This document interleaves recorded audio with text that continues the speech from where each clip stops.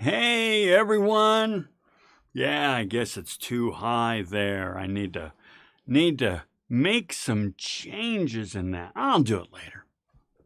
I see where things aren't working quite right and I fixate on it and I need to change it. It's like, no, you can change it later. It's all right. Hey, I hope you all had a great weekend. I hope you were able to do something yesterday instead of classwork. I don't know. You probably still had to do classwork, but I get it. You still have to work, still have to do classwork. Hope you had a good Father's Day, but then again, you probably had to work then as well. My son, my youngest son, works in at a restaurant, and he had to pull a double shift on Sunday because busy day, right? So what is often a holiday for other folks may not be much of a holiday for you, right? And that's capitalism. That's just kind of the way it works. And actually, that's what we are going to talk about today. We are going to kind of pull all the elements of capitalism together and discuss how they work as a whole. And then we're going to talk about, are we really capitalists, right? What is the American capitalist system? So, yeah, that's what we're going to do today. So with that, let's go ahead and get started. All throughout this course, we've been, and maybe it's better if I do this so it's easier for you to see. We've been talking about the 5 pillars of capitalism. And, well, we've been talking about 4 of the 5 pillars of capitalism. And today we're going to talk about the 5th one. But let's give ourselves a reminder of what the first 4 are, right? So the first one was the profit motive. And the profit motive was, the idea that gain is good. As it says here, a moral concept that personal gain is good. The idea that each person should not only may, but should continually strive to better their material lot. You guys do this. You guys get it. And as we discussed with the profit motive, it always keeps us working. It always keeps us trying to get more. We're going to talk about the pros and cons of this in a future lecture, but it's never enough. That's kind of how I like to summarize the profit motive. It's never enough. No matter where you are in life, you always want a little bit more. That's the profit motive. And of course, capitalism, leverages this, right? Okay, and then we talked about free markets over there. Free market, it's an economic concept, right? Based on the principle of supply and demand with, little to no government. We'll talk more about that in a moment. The idea that we should all be able to buy and sell whatever we want at whatever price we want, and we'll get as much as the market will bear, and we'll pay as much as the market will bear, right? So, presuming legal, we can do anything we want. We can charge anything we want. Nobody has to buy. Nobody has to sell. It's a free market. Okay, great. And then we had private wealth or capital. Now, mind you, it's by no mistake that capitalism is called capitalism because you need capital to participate in capitalism. So privately held hard assets such as money, securities, real estate, buildings, factories, equipment, things like this. This is private capital. In a socialist or even communist system, these things are owned by the state so that everybody can benefit from it, is the theory. We're going to come back to that. But in capitalism, no, individuals get to own it. And it benefits the state in a different way, which is what we'll talk about here in a moment. Okay. And then we had laissez-faire. You remember laissez-faire. I'm going to get out of the way here just a little bit. The theory that economies operate best without any government involvement or intervention. So this means as little regulation as possible. Just stay out of it. This is what we talked about last week, right? The idea that an economy is a naturally occurring system and we should just leave it alone. If we leave it alone, it'll work best. Okay, great. Those are the 4 pillars of capitalism that we've already discussed. Today, wrong button. We're going to talk about the invisible hand. Okay, that is our topic for today. It's a funky name, the invisible hand, and it's actually kind of a funky concept, but it's pretty straightforward enough if you open yourselves up to it. Here's the idea of the invisible hand. Well, let's put it in context of one of the readings. One of the readings was by Leonard Read called I, Pencil. And I think in Canvas, for those of you who are in Canvas, well, yeah, Raphael, we're going to talk about that. We're going to talk about, is it God, right? LOL. We're going to push the wrong button. We are going to do this one and push that button, right? So I think I sent you to this video in Canvas as well. The reading is a great reading, but the video sums it up very, very nicely. However, what we're going to do here going forward is take you through the reading, okay? So here's the idea. The author, Leonard Read, has a very, very basic premise. He says, a pencil is simple, yet not a single person on the face of the earth knows how to make a pencil. Okay? Now, I want you to embrace that kind of provocative thought. There is not one person on the face of the earth who knows how to make a pencil, and yet pencils are everywhere. Okay, well now, how is it that not even a single person can know how to make a pencil? Well, he says, listen, a pencil is actually made of a lot of parts. And those parts came about through the use of other parts that were in turn made of parts. And those things were brought about by the use of other parts made of parts. Let's let the reading break it down. My family tree begins with what is in fact a tree. Now contemplate all the saws and trucks and rope and the countless other gear used in harvesting and carting the cedar logs to the railroad siding, okay? So here's the idea. All right, a pencil starts with a piece of wood, a piece of cedar, okay? Well, you got to get that wood. Well, in order to get the wood, you got to cut down the tree. Well, in order to cut down the tree, you need to be able to cut it down. And you need saws. And so you need people who know how to make saws. And so you need people who know how to make rope and other gear. And you need people to know how to make the trucks that transport the wood over to the railroad. So right away, if you do not have all these things, you cannot make a pencil, right? This is just the beginning. Think of all the persons and the numerous skills that went into their fabrication. The mining of ore, the making of steel and its refinement into saws, axes, motors, the growing of hemp and bringing it through all the stages to heavy and strong rope. The cookery and the raising of all the foods. Why, untold thousands of persons had a hand in every cup of coffee the loggers drink. So yeah, it even comes down to the food. You cannot make a pencil without growing the food that feeds the loggers. You cannot make a pencil without mining the ore to refine it into steel that then goes into making saws that then goes into cutting down the tree to make pencils. Okay, let's keep going. He goes on, right? I'll just kind of take you through these real quick because it goes infinitely deep.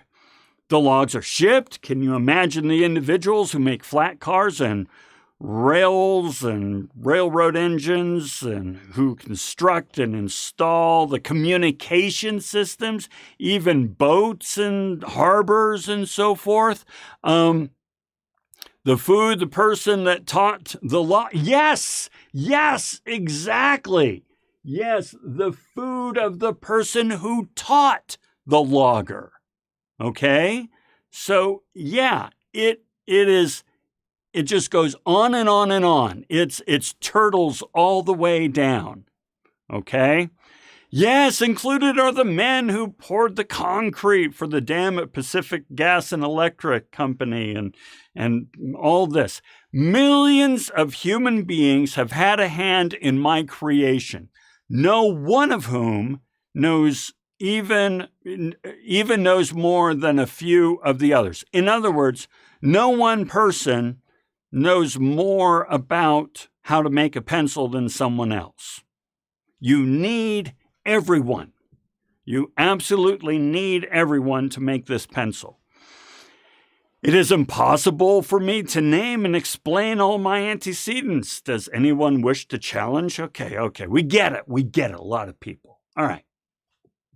Now, here's where we're getting to, as Raphael says, God, right? This is where we're getting to the invisible hand stuff, all right? Here's an astonishing fact. Neither the worker in the oil field, nor the chemist, nor the digger of graphite or clay, nor any who mans or makes the ships or trains or trucks, nor the one who runs the machine does that, the knurling of my bit in the metal, nor the president of the company performs this singular task because he wants me. In other words, none of these people are trying to make a pencil. No one. So it takes millions of people to make this pencil, and yet not a single one of them woke up today saying, I'm going to make a pencil. So what's happening here? Perhaps it is something like this. Each of these millions sees that he can thus exchange his tiny know-how for the goods and services he needs or wants. All right, here's the idea of the invisible hand. All of us, myself, you, everyone, all we are doing is exchanging the little bit of know-how or the little bit of skill that we have in exchange for, in most cases, money, so we can get what we need and want. I need money. So what am I going to do for money? I'll exchange my know-how. I know how to take a complicated concept and put it in simple terms. So I'll tell you what, dear Salt Lake Community College, you give me money and I will take complicated ideas and make them simple. Great. Am I trying to make a pencil? No, but it is going to contribute to this. None of us are trying to make or do any single one thing. We're simply exchanging what we have of value for, in most cases, money. Okay? There is this fact still more astonishing, still getting to the invisible hand. The absence of a mastermind, of anyone dictating or forcibly dictating these countless actions which bring me into being. No trace of a person can be found. Instead, we find the invisible hand at work. What he's saying is that no one's in charge of this. No one. Every one of us is exchanging our little bit of know-how, our little bit of skill for money, presumably, just to keep it simple. We're all exchanging this. We have no idea where that value that we've created is going. Every single time we exchange know-how for money, we create value. We have no idea what that value is going to do. And we don't care. I don't care what you do with any education I help provide to you. I mean, I'm just saying this to make a point, right? You're going to go off and do amazing things with this education. You're going to do astonishing things. Great. Right. So long as I get paid, right? There's nobody in charge on how all this value flows through the system. Couple of comments here. We got Jagat saying invisible hand means indirectly contributing to something. Yeah, it means that we're contributing, but no thing is guiding these things. Nobody's in charge. Nobody is giving orders. Nobody has set up plans. That is the invisible hand. We'll get more to it, so hang in there. Raphael said, is it like when we talk that ourselves interest help the state or in case the community? Yeah. Anything we do helps. We're gonna. You guys, all right, Jacquard and Raphael, you're actually getting to Adam Smith's definition. So hold on, everyone. These guys are ahead of us by like 2 slides. So yes, hold on there. Cassie says, I work in administration for my organization, but our goal is to serve the patients. Okay, and by the way, you guys get like 3 right there, real quick. Oh, let's go ahead and do that. Hi, I'm Captain America, and I'm here to tell you, stay in school, and that if there's one thing you're going to learn from this class, it's to endure silliness. So, Cassie, this is a really, really, really good point. You work in administration, and maybe you never even see a patient. You probably talk to patients on phones and so forth, but you don't have to actually see a patient to help a patient. I'm reading this book right now that's really fascinating, and it tells the story of President Kennedy and the Cuban Missile Crisis. And one of the things it talks about is how President Kennedy spent a lot of time in the Rose Garden just thinking, right? Thinking, being introspective, meditating on the problem, figuring things out. He spent a lot of time in the Rose Garden trying to figure out what to do about this Cuban Missile Crisis. Once the crisis was all done, he went to the gardener, the Rose Garden gardener, and thanked the gardener for their contributions in resolving the Cuban Missile Crisis. Now, the gardener's like, what that? I mean, that's where the story ends. Now, I'm gonna suspect some other stuff. The gardener, of course, felt good, but they're like, what do you mean? All I do is make the garden beautiful. I don't understand how this contributed to helping resolve the Cuban Missile Crisis, but it does. And yet, so we don't know where the value goes that we create. The gardener created value in the Rose Garden. President Kennedy took that value and converted it into a successful resolution with Russia and Cuba. Wow, right? So, all right, let's keep going on. I, pencil M, the configuration of human energies, creative human energies, millions of tiny know-hows configuring naturally and spontaneously in response to human necessity and desire and in the absence of any human mastermind, which means no regulation, right? Nobody dictating how all this works. Okay. We're not going to worry about that one. All right. So, hey, are we making pencils right now? Is the work we're doing contributing to the manufacture of pencils? Let's get some more light bulbs going. What do you think? Is the work we're doing potentially contributing to the manufacture of pencils? What do you think? We got some folks with us. Just yay or nay, give me your thoughts. Jagat says yes. Yeah, we may not know how, right? Now, let's see, Raphael, maybe this is business. Maybe one of us would have a business of pencils. Maybe so, right? Here's the idea, folks. If AI involves, maybe not. Maybe so. The idea of the invisible hand is this. You are creating value.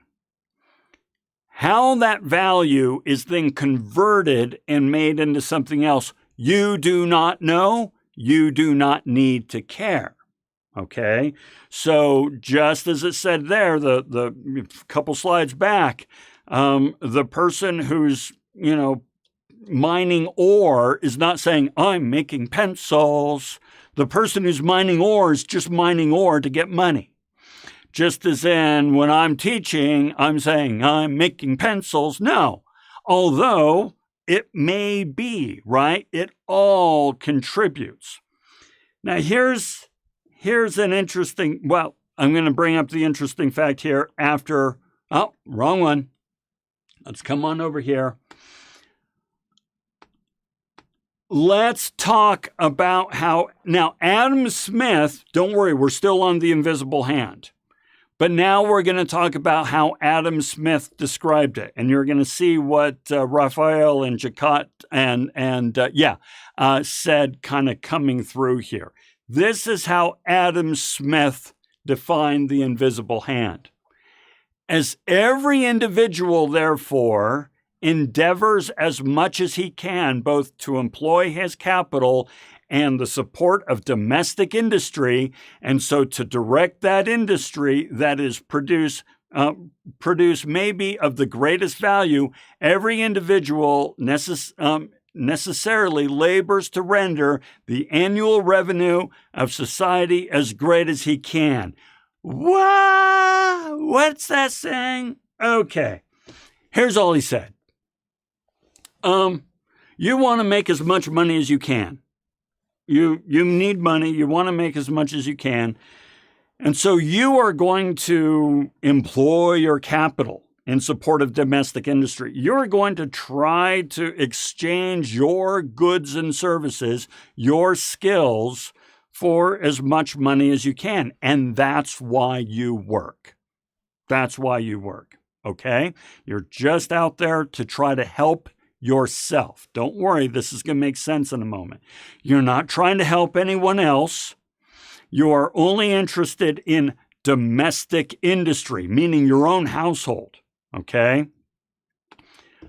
He generally, indeed, neither intends to promote the public interest nor knows how much he is promoting it.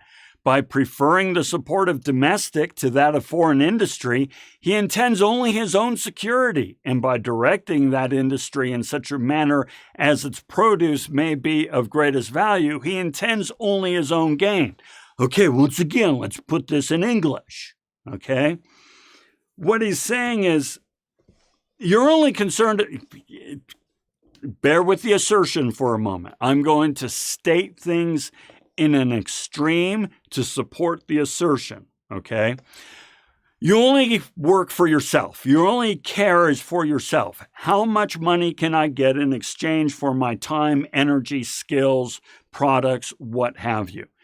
You don't care about anyone outside of your immediate sphere. You care about yourself. You care about your family. You care about your ability to help those that depend upon you. You're not thinking of anyone else, okay? Now, it turns out that you are, in fact, helping the community by working, but that's not your intention, according to Smith. Your intention is to look after yourself and your own family and so on.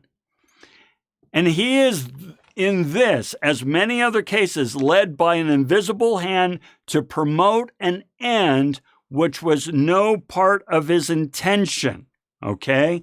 In other words, here's what it comes down to. When you act in your selfish best interest, you end up helping society even if it's not your intention, okay? So, for example, a farmer's farming. That's what they do. They produce food. Okay. Boy, if you ever watch Clarkson's Farm on Amazon Prime, fascinating show. And because a farmer is farming to make money. That's why now, of course, they want to say, I want to feed people and so on and so forth. But what it really comes down to is they're farming to make money, to maintain a certain lifestyle, to live a rural lifestyle, to hand their farm off to their, kids and offspring and so on and so forth. They're farmers and they're living the life of a farmer. They want to live the life of a farmer, so they farm. Okay.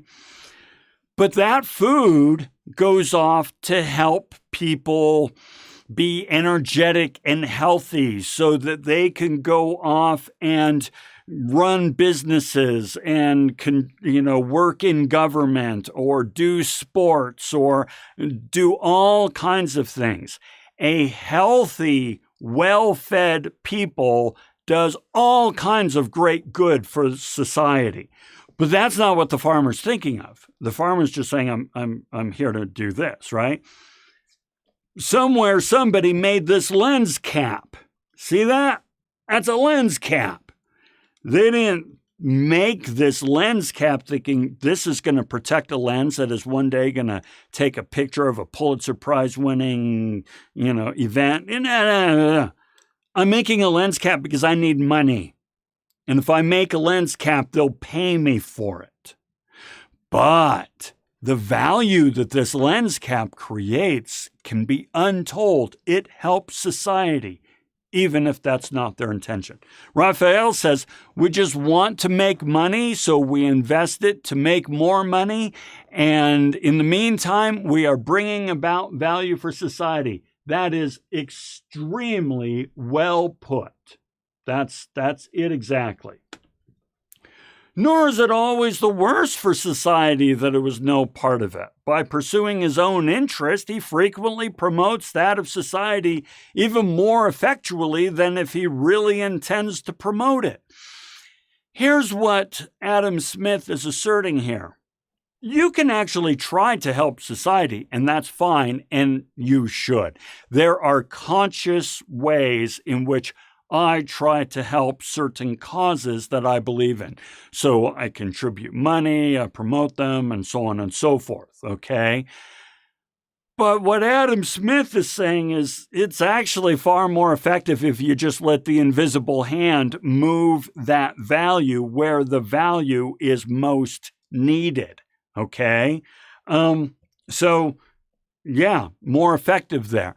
Raphael, if you think about it, you are not just helping the good people. You might also be giving food to the people that are doing harm to society. So now, here's the thing about that, which is what I assert in the comment in the title of this lecture, which is The Invisible Hand Raises the Dark Web. So, when you create value, and you create value when you exchange your goods and services for money, because remember, okay, this is important, remember, you are giving something that is of lesser value to you and more value to the other person. Otherwise, they wouldn't bother buying it, and you certainly wouldn't sell it. In the same way, they are giving you something that is of lesser value to them, but of greater value to you. So anytime we make an exchange, we create value.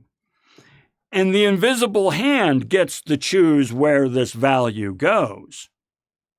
We have no idea. So, give you an example. I used to work for Intel Corporation. We made chips, the little CPUs. Oh, I've got an old Intel chip downstairs. Anyway, the little CPUs that go in the computers. We make chips. And one of the internal communication mottos that they used to have to kind of inspire people to do great work, they'd say, we make the things, it was something like, it's not what we make, it's what we make possible. And I liked that. It's not that you're making a chip. It's that you are making amazing things possible. You are making, the cure for cancer possible, mapping of the human genome possible, great projects and great work possible. But you're also making the dark web possible, right? What people do with the value that you've created is up to you. It's up to them. Some of you might take your education and go off and do amazing, stupendous, wonderful things, and in so doing help society. Others, you may choose to take a different path. Not you guys, right? You guys you're solid. You're here. You're contributing. But the people who ran Boeing went to school, right? So, in other words, as we pursue our own economic self-interest, we inevitably benefit others, even if this was in no way our intent. And this benefit we create with no deliberate intention is nonetheless more effective than any designed intent. So just as a closing thought on this invisible hand, what I'm doing right now, I am teaching because I need the money. Now, don't worry. I really, really, really like my job. I really like my job. And in fact, if you could see my studio right now, you'd see I actually spend a lot of money doing my job, right? I don't need to, but I like to, right? Okay, all right. So I'm teaching you because I need the money. I didn't wake up 10 years ago and you know what? I bet there's a student out there who's going to be born one day named Raphael. And I bet Raphael's going to need an education. I'm going to go ahead and become a professor so I can help Raphael. I never said that. I said, I'm going to become a professor so I can make money and do what I enjoy. It's all about me. You guys did the same thing. You woke up one day and said, I think I need an education. I want better skill sets. I want to make more money. I want to be more attractive to employers or to investors. I need an education. You didn't go, you know what? I heard this rumor. I think there's this guy named Lon Schiffbauer out there. He's a professor. I heard that he's a teacher. I'm actually really interested in getting him money. So I am going to pursue an education so that he can get paid. You never thought that at all. Okay? And yet, because I acted selfishly and you acted selfishly, we are helping each other a great deal. And I'm grateful to you for that. And I hope that you feel some satisfaction in how we run this class. All right? So, that is the invisible hand. So, as it says here, let's go ahead and do this one. As we pursue our own economic self-interest, we inevitably benefit others, even if that was in no way our intent. Okay? So, that is everything about the fifth and final element of capitalism. All right? But now, let's shift gears. Well, it's not really a shift of gears. Let's now ask the question. Do we really follow capitalism? Now,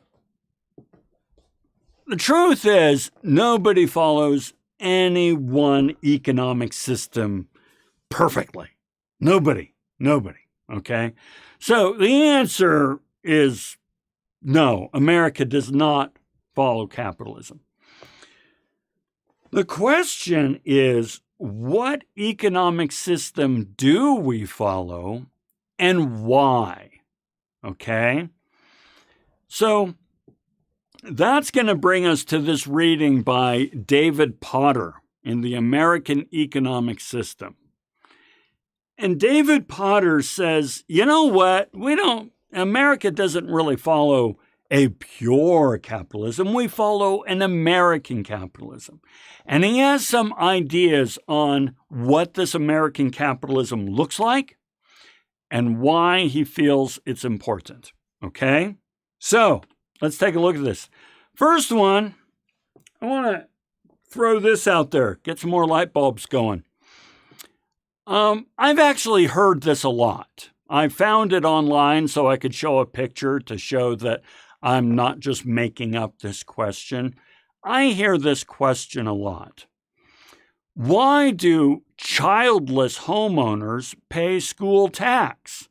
We don't use the school system, so shouldn't we pay less or nothing at all?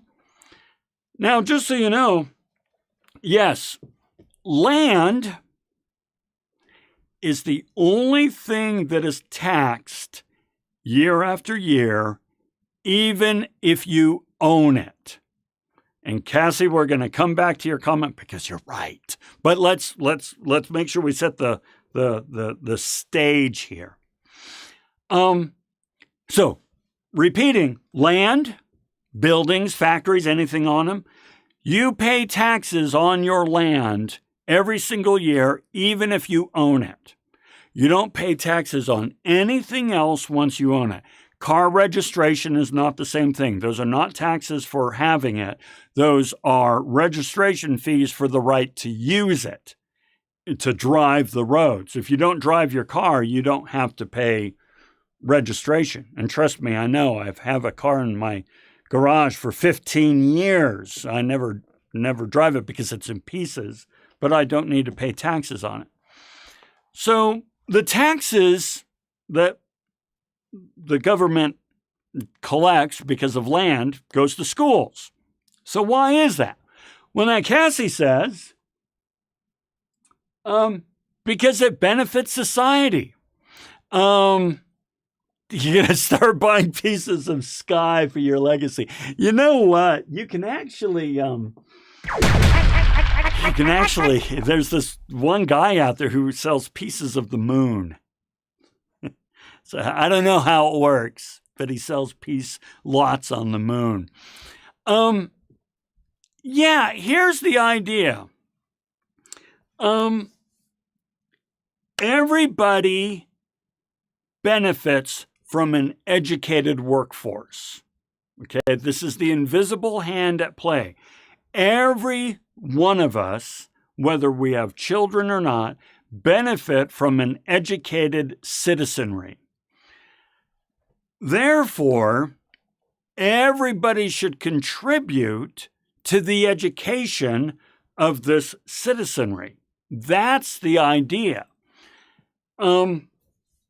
Because, and I've shared this with you before, one of the reasons I enjoy teaching is that here in about 10 or 15 years, I want to retire. Well, in 10 or 15 years, you are going to be at your peak earning. You're going to be earning bank in 10 or 15 years. Trust me, you are. Which means you're going to be paying a lot of taxes, which means the economy is going to do really well, and I'm going to get lots of services as a retired old man screaming at kids to get off of my lawn, all right? It is in my best interest, and I'm not just saying this to be cute, it is in my best interest for my retirement for you guys to make lots of money in the future. Therefore, I have a vested interest in your education. It's not that I'm just paid to do it. It's you're going to pay it back in taxes when I retire. Thank you very much. Okay? Let's hope I'm right. I'm right, Jordan. I'm right. Come back to me in 15 years if you're not at peak earning. You will be. Trust me. I know how this works. Okay. Now, why homes? Why land? Well, because remember, one of the secrets to capitalism is capital. You got to have money to make money. It's an axiom, but it's pretty true for the most part. Land is one of those things that is a revenue generating asset. Remember, like 2 weeks ago, we said that the idea of abstract land was invented. Once abstract land was invented, we could make money with land. We knew how to generate revenue with land. And the government, it's actually rather fascinating, okay? You own land, but the government can take it away if you're not using it. Now, I think I have some podcasts that I sent out or I will send out and so forth. But here's what it comes down to. The government wants you to make money with your land because it creates wealth for everyone, invisible hand. And if you're not making money with your land, they say, well, that's too bad, but we're going to keep taxing you. We're going to tax you year after year after year. Eventually, you're either going to make money with the land or you're going to sell it because you can't afford to sit on it forever. Trust me, I know what I'm talking about here, okay? I've had friends and family that tried to sit on land for too long. So this is why we tax homes and land and move it into education, because land is a wealth-generating asset. If you don't pay your taxes, says Raphael, for a certain amount of years, the government will sell your land. This is correct. This is correct. They will. They'll just say, yeah, well, you're not improving it. You're not using it. We're going to sell it. It's true. Okay. So here's what David Potter says. Whenever I say David Potter, I'm always tempted to say Harry Potter. This is what David Potter says. He says, it's actually democracy that is the winning influence over capitalism. Here's what he writes up. The fact that the masters of capital have never been in real full control means that they have never been able to set the goals of the American economy. Instead, and this is a second major economic corollary to democratic commitment, the goals of the economy have been set by democratic philosophy rather than the theory of capitalism. Okay, let's play with this for a moment. The theory of capitalism is everything that we've talked about, okay? We're talking profit motive, free market, invisible hand, laissez-faire, capital, private wealth. He says, yeah, you know what? Americans are actually more interested in making sure that democracy, the philosophies of democracy, direct capitalism than the theories of capitalism. So what do you think are some of the philosophies of democracy? So first thing that comes to mind, when you think of a principle of democracy, what comes to mind? So just throw them there in the chat. What comes to mind when you think of a principle of democracy? Okay. Now, as those come in, let's continue to go forward. Now, one of the things that capitalism always says is that, you're going to get maximum efficiency. We don't really care about maximum efficiency. Okay. We're getting some comments, so good. Hold on. Historically, what have American people expected from their economy? They've not cared very much for maximum efficiency, which is what the theorists of free competition are constantly talking about. In fact, they have tolerated immense waste in the use of natural resources. Yeah, we're not really interested in maximum efficiency. So what are we into? They have not sought the elimination of inefficient or marginal producers. which once again is one of the presuming merits of free competition, but have often gone to the aid of marginal producers, especially in agriculture. Okay, so keep the comments coming in, but let's talk about this for a moment. What he's basically saying is, we're perfectly happy with subsidies. The American government will subsidize all kinds of industries, and we are fine with that. That is not a capitalist concept. We do not subsidize in pure capitalism. Subsidies are more of a social engineering, right? Kind of, we call it officially industrial policy. That's what it's called officially. Industrial policy is basically the government subsidizing industries. Now, we subsidize all kinds of industries, folks, all kinds. But he mentions agriculture specifically. I want you to play with this idea as I'm reading your other comments. Why do you think Americans are fine with us subsidizing agriculture?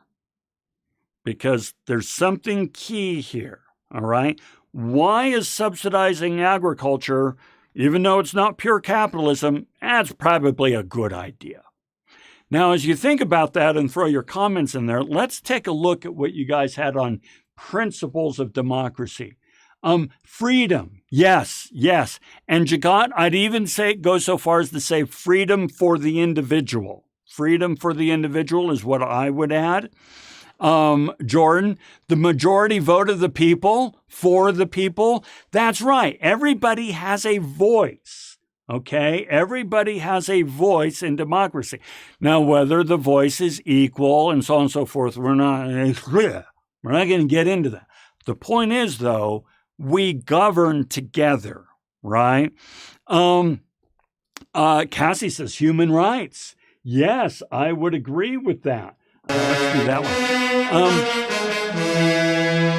We look after we respect the dignity of human rights. I'm not saying we always deliver. I want to be really clear because we don't.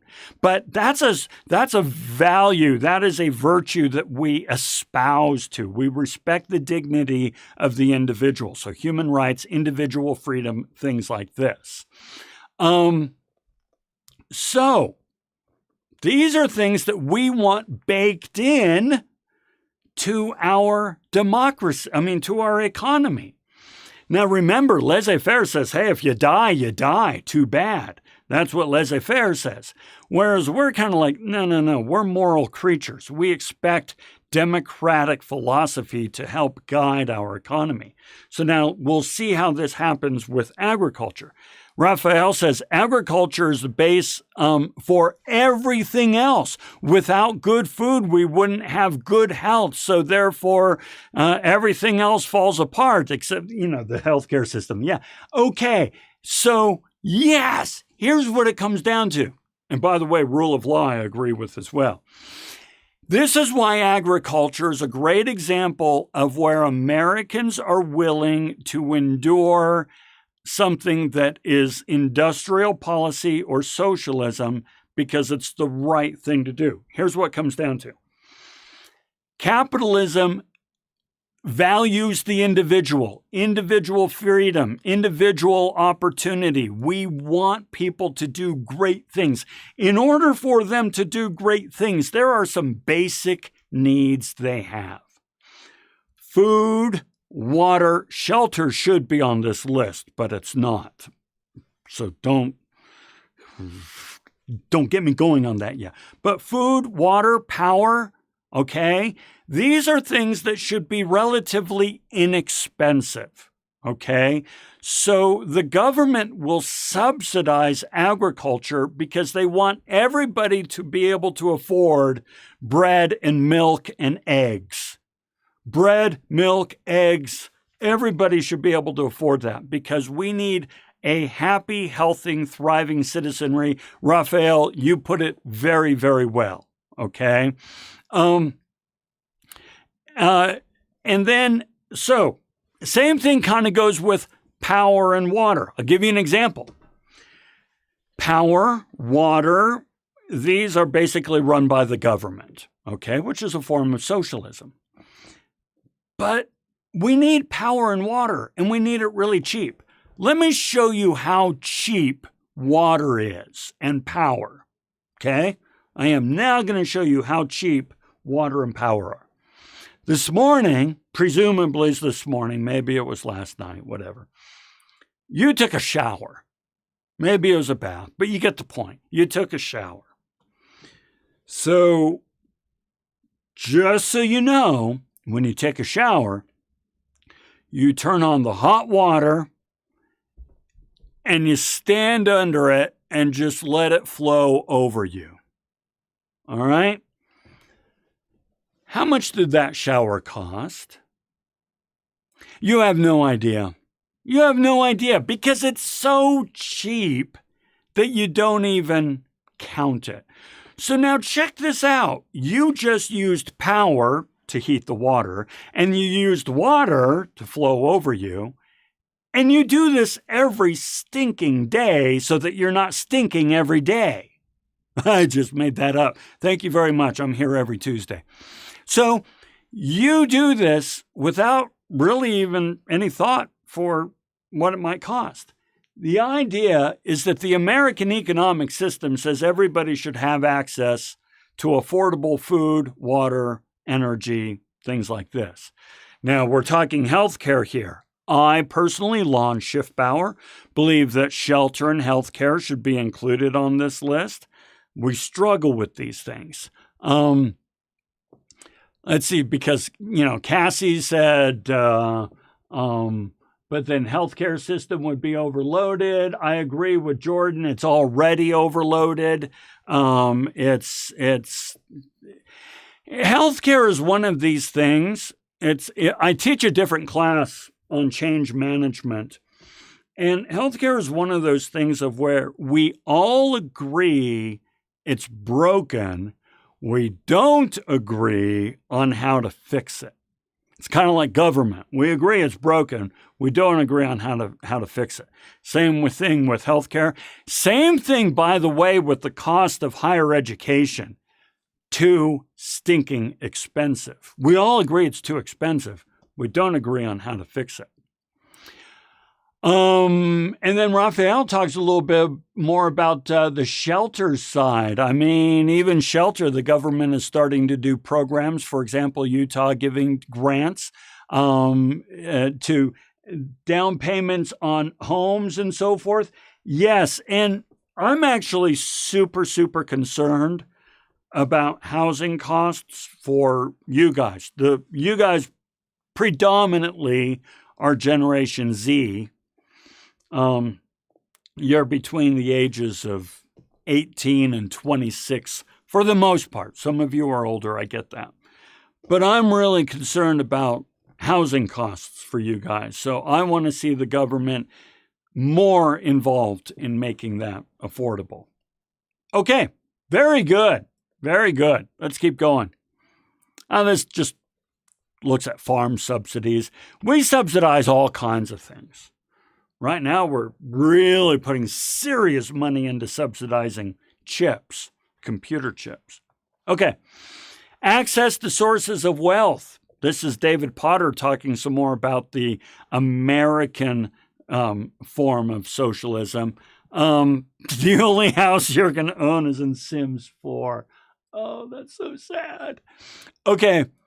If we look not to theory, but to experience, we may find that the only economic policy that the American people have always insisted upon and consistently applied is the system should operate in such a way as to give the bulk of the population access to sources of wealth. Access to sources of wealth is humongously important in capitalism. Again, it's called capitalism because you need capital. So our economic system is one that tries to redistribute wealth. Those are toxic words. That's touching the third rail, as they say. But we try to redistribute wealth in a way that gives everybody access to wealth. So once again, talking about home taxes and education. A home, a factory, land, that is a source of capital. We tax that and move it over to education so that everybody in the country can get K through 12 free. Now, it's paid for through taxes. That is providing children and families access to wealth. They're not given the money, although they actually are given the money in a tax credit, all right? But that's not the point of this example. This example is the government takes money from homeowners, puts it in schools, and then tells family these schools are available to you. That is access to wealth. Right now, you are taking a class at Salt Lake Community College. You're taking it here because it's a lot less expensive than the university. And you're going to have to get the first 2 years of generals anyway. Why pay more than twice as much for general credit hours at the university when you can pay less than half for the same general credit hours at SLIC? That's paid for through taxes. That's an example of redistribution of wealth. We do this in our roads, our bridges, our water, our power, our electricity. Same thing, Lon. No, it could be gas as well, right? We do this in infrastructures. We do this in libraries. We do this in all kinds of public sources, as well as grants and loans and things like that, the grants that you brought up there, Raphael. These are all ways that the government tries to give access to wealth to everyone. Okay? All right. One of these is a big thing that democracy wants. One of these is the goal of maximum opportunity for the individual arising from a strong American belief in the dignity and worth of man. A lot of you put that. Human rights and individual freedom and so forth. We want an economic system, according to David Potter, that supports human rights and economic systems and opportunity. We love the entrepreneurial story. We want to make that possible. Another thing that Americans really like is increased standard of living. We like it when each generation does better than the next. That's kind of part of the American dream. So as it says here, the other is the goal of a high and steadily improving standard of living arising from the fact that American society began its major growth at a moment in history when, for the first time since the beginning of the world, the productive system was capable of yielding a steadily increasing surplus above the bare necessities. All right, so what the hell did he just say? Here's what he said. He says, listen, the vast majority of human history, humans have just been trying to figure out how to survive. How do you live from day to day? Where are you going to get your food? Where are you going to shelter? So on and so forth. And you had to work your tuckus off just to meet the bare necessities. Okay. But then the Industrial Revolution came along, and now we can produce a surplus. We can produce pretty much an infinite supply of garbage. Just amazing, okay? So that means that, in theory, we ought to be able to have an increased standard of living year after year after year after year because everything gets better and cheaper and all that. So, for example,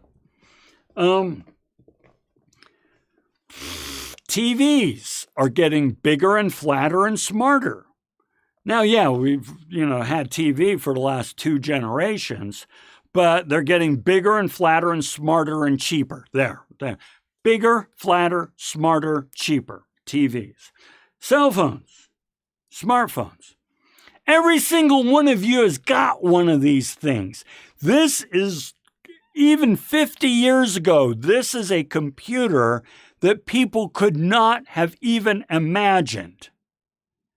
And you've got one that you sit around and text when you're on the toilet on social media. That's an increased standard of living, trust me. The list goes on and on. Our cars, our food, access, and so on and so forth. So yeah, I'm actually still really concerned about housing. That's kind of a pet peeve of mine. But the fact is, things are getting cheaper, faster, smaller, bigger, cooler, more features, more functions, and we like this. So we actually like it when the economy shifts in that direction, according to Potter.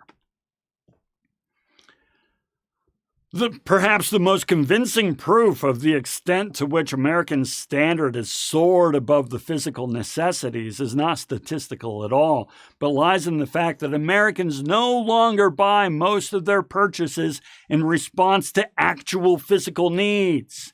Each has been transcended as an economic stimulus need, and goods are bought for comfort, convenience, recreation, style, or prestige. Okay, here's what he's saying. We don't really buy stuff because we need it. We buy it because we want it. All right, here's the question I'm going to ask. Get some more light bulbs going.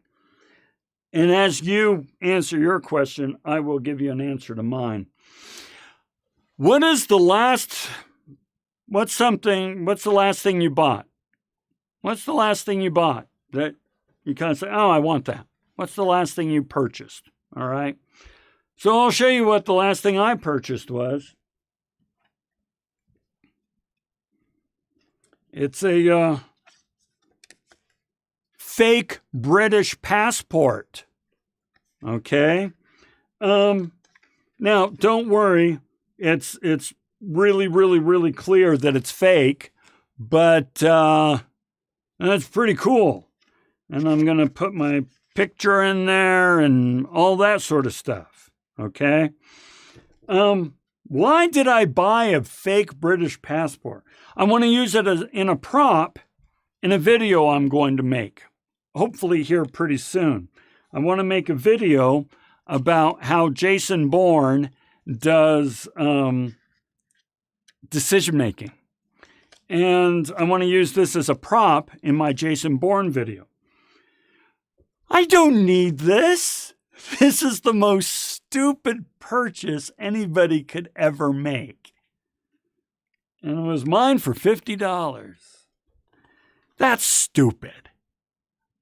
But when you don't have needs, and I'm not worried about what I'm going to eat next, I have food downstairs, I'm fine. That means I can go off and do ridiculous things like this. Okay? So let's check this out. A mixing deck. That's a great example. A mixing deck. Raphael, that's pretty darn cool. Since I'm in a video production, I get the mixing deck. Audio, I still, I'm not strictly audio. I want to make sure my audio is good enough that it's workable, but I've thought about getting a mixing deck. Heated blanket at the desk. Oh, heated blanket is fantastic. That is a cool example. Free ticket to jail. Oh, all right. Sunglasses, great example. Gimbal stabilizers. Ooh, I'm jealous. You've got a gimbal? I want a gimbal. Toaster oven 2 weeks ago. Now I have buyer's remorse. Yes, that happens, doesn't it? Oh, yes. Oh, my gosh, buyer's remorse. I get it. Totally. You guys get it, okay? Now, just pause for a moment and realize you're not even really making money yet. And yet, your needs, and I don't want to be cavalier about this, we all have different needs. I do not know your personal situation, but in general, your needs are taken care of. You know where you're going to sleep tonight. You know where you're going to have that you have dinner available to you. Your survival needs are taken care of to the extent of where you can buy a heated blanket, a gimbal stabilizer, a mixing deck, and then a, toaster oven. Don't worry, the toaster oven will come in handy. You'll be okay, Julian. So, yeah, that's what Americans like in their economic system. You have to yes. You have to have solid good audio because some people will judge your credibility without it, which makes Mixing Deck a need if it involves your work. Okay, this is actually super, super true. By the way, if anybody, this is an aside. Oh, this is an aside. It's really fascinating. Audio matters more than video. So Cheat Activated is absolutely correct. Audio matters more than video. There's the director of the Shazam movies and not Get Out. Oh gosh, I forget the name. Lights Out. I forget his name, David Soderbergh or something like that.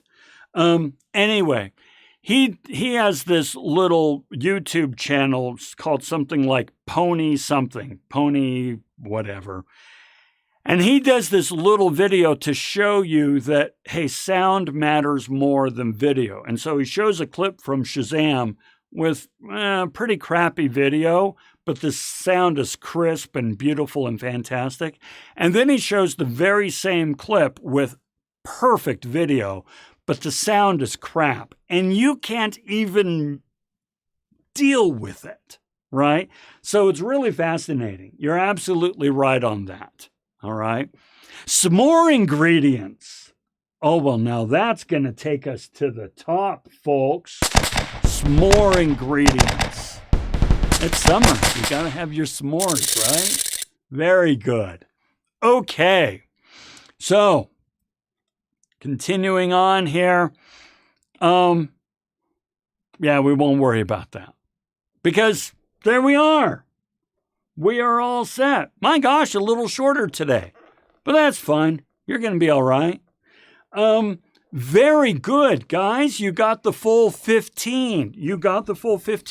So as always, do me a favor, send me an email and just say, hey, I was here and I contributed. And I think everybody contributed. But if you did not yet contribute, just go ahead and throw a comment in there that says something that jumped out at you that you liked. So Mia threw in what their last purchase was and so forth. So that counts as a contribution. Go ahead and throw something in there just to say what jumped out at you, what you thought was interesting, what you agree with, what you disagree with, anything. It's all good. That way you can count it as a contribution. Send me an email and we'll be all set. In the meantime, we are done. I will stick around as usual and answer any questions you have or clarify anything you like.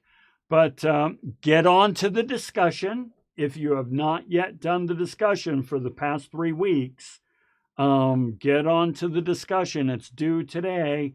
Either do your initial or comment on somebody else's in your group. And take care of that. Get that all sorted. All right? Okay, guys. Until we talk again, have a fantastic day, and we'll see you next week.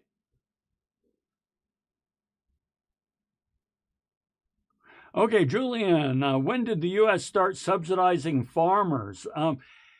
Gosh, that's a really good question. I don't know. I don't know when subsidies really started. It's certainly subsidies had to have come in during the Great Depression, so post Dust Bowl. I do not know if there were subsidies before that. That's a good question. I'm going to Google that. Sophia, found it very interesting, but I really enjoyed talking about the pencil example. Yeah, everything's interconnected. Isn't that awesome? It blew my mind when I first came across it years ago as well. Cheat Activated, love watching and enjoyed taking the class before, but you always make it fun. Thank you. I'm glad you enjoy it. I'm trying new things, right? This is the first time we got the blank background, I think. So yeah, trying to make it good. Hey, Jagat, thank you. I hope you have a great day too. And you like the background. I'm glad. And I really appreciate you commenting in the other videos. I think that's really cool. It's kind of fun to see how people respond to those. So yeah, the new background, the green screen I'm trying to do, this is a way of trying to make things look just a smidge more professional. I still want lots of personality. But I also wanted something that other professors can maybe say, hey, go watch this video, that sort of thing. Yeah, you missed the background. Actually, so just so you know, Cheat Activated, I'm changing the background after this semester, taking down the green screen. So, yeah, because I miss it too. Hey, thanks, Raphael. I appreciate it. Keeps the focus with less background, less distractions. Yeah, it does. And Cheat Activated, what I've done is I've got a whole series on people management that I've been publishing, and that's why I have the green screen all set for that. And I'll finish it out on that. But then I think I'm going to go back to the old background because I miss it too. But you're right, less to get distracted with. But then again, when I'm watching videos, I like to look at the background. I like to see what's back there. I like to see what I recognize. So it's hard to figure out the perfect solution. And just so you know, there is no perfect solution. Yeah, pros and cons to the change. Yeah, you put it really well. You're right.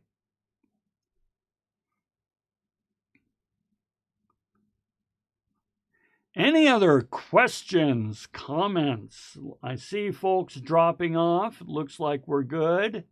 I'll stick around for just a bit longer.